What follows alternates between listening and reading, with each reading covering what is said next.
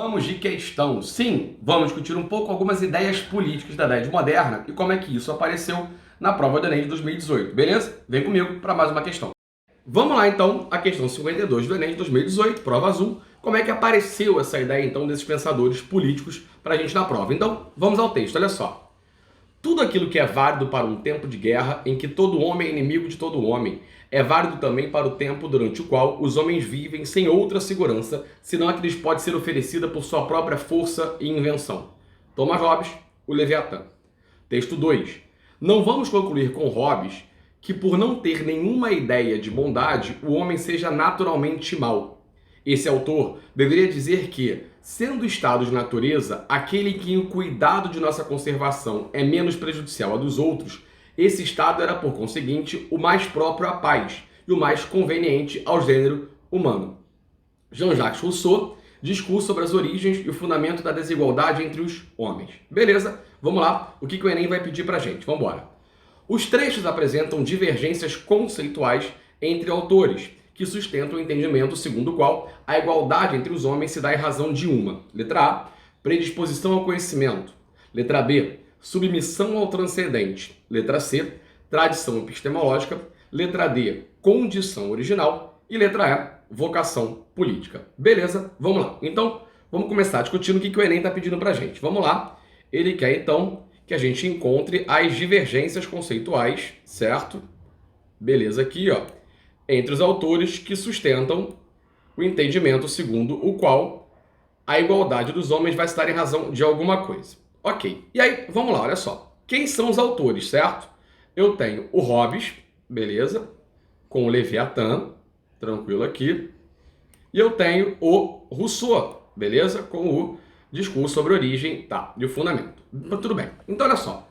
Vamos primeiro, para começar essa discussão, localizar os autores dentro dos períodos que eles estão dentro dessa própria Idade Moderna, tá? Vamos lá.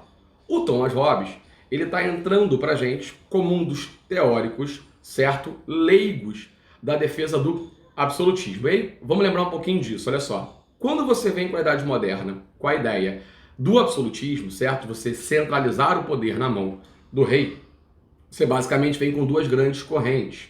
Você vem com uma corrente religiosa, muito caracterizada ali pela ideia da teoria do direito divino, com Jacques Bossuet, por exemplo, com Jean Bodin, que determinam que o rei ele é uma escolha de Deus. E aí, automaticamente, colocar-se contra o rei significaria colocar-se contra Deus, ok?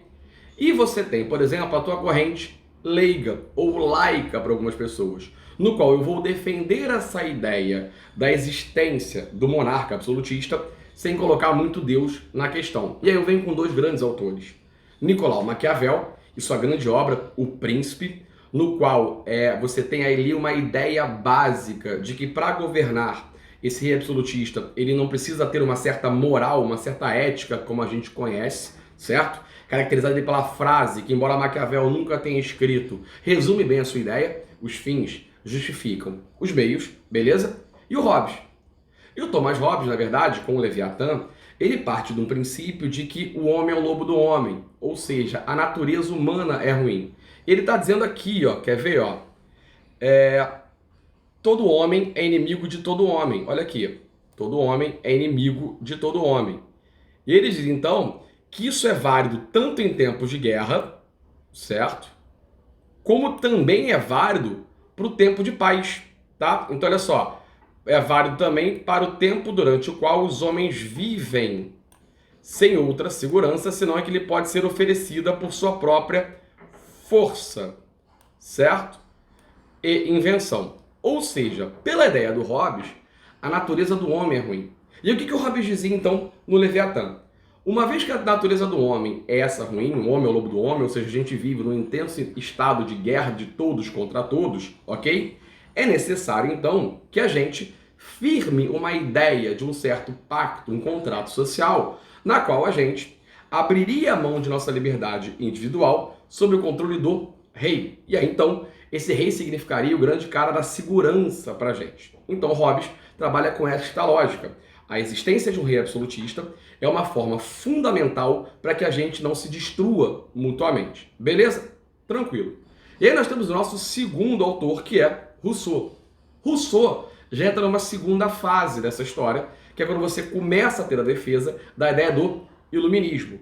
E eu tô ali no século 17, 18, com aquela ideia de uma filosofia política burguesa, certo? Essa lógica iluminista, anti-absolutista e anticlerical. Então Rousseau já vem no arraste de derrubar as teorias absolutistas de então, na qual Hobbes se insere. E aí então esse iluminismo, esse movimento filosófico burguês, certo? Dessa destruição do antigo regime, vem com alguns autores importantes pra gente. Eu tenho um liberalismo político, certo? Que está ali nesse momento em paralelo, mas que faz parte dessa transformação, com um cara chamado John Locke, que vai dizer uma coisa muito parecida também. Vai dizer assim, olha só, beleza, a sociedade ela abre mão ali da sua liberdade individual para um controle do Estado, existe esse contrato, porém, caso o rei haja de forma tirânica, é um direito e um dever desta população derrubar esse rei, certo? Ou seja, a lógica do Locke vai ser muito ligada à ideia de que existe um contrato, mas a tirania me dá direito à rebelião. Locke vai ser muito lido, inclusive, nas 13 colônias para o processo de independência, porque essa lógica iluminista que vai rolar anti-absolutista, quando chega na América, ela vira uma lógica basicamente antimetropolitana. Não tem como derrubar o rei aqui da América, mas eu posso quebrar a metrópole rompendo essa relação metrópole-colônia. E aí, então, os nossos autores clássicos iluministas muito ligados à França, que é o maior país absolutista da Europa. E eu tenho, por exemplo, Voltaire, com a ideia da liberdade de expressão. Eu tenho a ideia do Montesquieu, com a defesa dos três poderes. Eu tenho a ideia do Diderot e do D'Alembert, reunindo esses textos na lógica de uma enciclopédia. E eu tenho o Rousseau. E o Rousseau, na verdade, ele é o cara um pouco mais radical desse processo. Porque, vamos lá, enquanto Locke diz que o homem é o lobo do homem, ou seja, a nossa natureza ela é ruim por determinação, a gente nasce mal, o Rousseau diz que não. O Rousseau diz que, na verdade, o homem nasce bom. A natureza meio que corrompe esse cara, a sociedade corrompe esse cara, melhor do que a natureza. Olha só, ele vai dizer o seguinte, olha aqui, ó. Não vamos concluir, de cara, ó, com Hobbes, que por não ter nenhuma ideia de bondade, o homem seja naturalmente mau. E ele vem criticando Hobbes. Olha só, esse autor deveria dizer que, sendo o estado de natureza aquele em que o cuidado de nossa conservação é menos prejudicial ao dos outros, esse estado era, vamos lá, conseguinte, o mais próprio à paz e o mais conveniente, ao gênero humano. Então o que o Rousseau está dizendo aqui é a ideia de que, na verdade, o homem ele nasce bom. A natureza humana não é negativa, não é ruim, certo? Nós nascemos bons, beleza? E essa sociedade ela vai acabando corrompendo. Então, na verdade, se você olhar, o Rousseau está fazendo uma oposição à origem do homem dentro da lógica do Hobbes. E aí, só por curiosidade, o Rousseau ele é o cara mais radical ali dos iluministas, porque, de maneira geral, o iluminismo não era contrário à monarquia. E aí, cuidado com isso. O iluminismo era contrário à monarquia absolutista. Caso o rei aceitasse limitar o seu poder via Constituição, beleza, o rei pode existir tranquilamente. E Rousseau também é contra a propriedade privada. Pois bem, mas concorda comigo que a gente discutiu ali, comparando os trechos, porque olha só, o que o Enem está pedindo pra gente? Em cima dos trechos. Quais são as divergências conceituais em cima do trecho? E aí vamos lá. Eles estão discutindo predisposição ao conhecimento? Não. Submissão ao transcendente? Não. Tradição epistemológica, origem da palavra? Também não.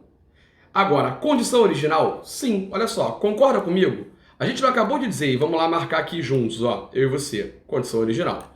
A gente não acabou de dizer que enquanto Hobbes diz que a natureza do homem é ruim, que a gente nasce mal, o Rousseau está dizendo, olha só, não, Hobbes não tem nenhuma ideia da bondade, certo? Ele está questionando a lógica do Hobbes quanto à origem do homem. Por isso tem que ser a letra D, porque a letra D responde à divergência conceitual desses dois autores. E a letra A fala de vocação política, e não é o que o texto está tratando.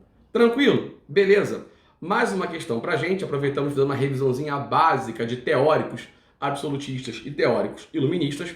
Espero que tenha gostado, e aí, por favor, aquele papo de sempre. Se você está aqui até o fim do vídeo, isso é importante para mim, tá? Compartilha, se inscreve, chama os amigos que a gente pode ajudar em história a discutir questões de uma forma conceitual, de uma forma responsável, para a gente poder levar mais conhecimento a quem precisar. Beleza? Um beijo e até o próximo vídeo.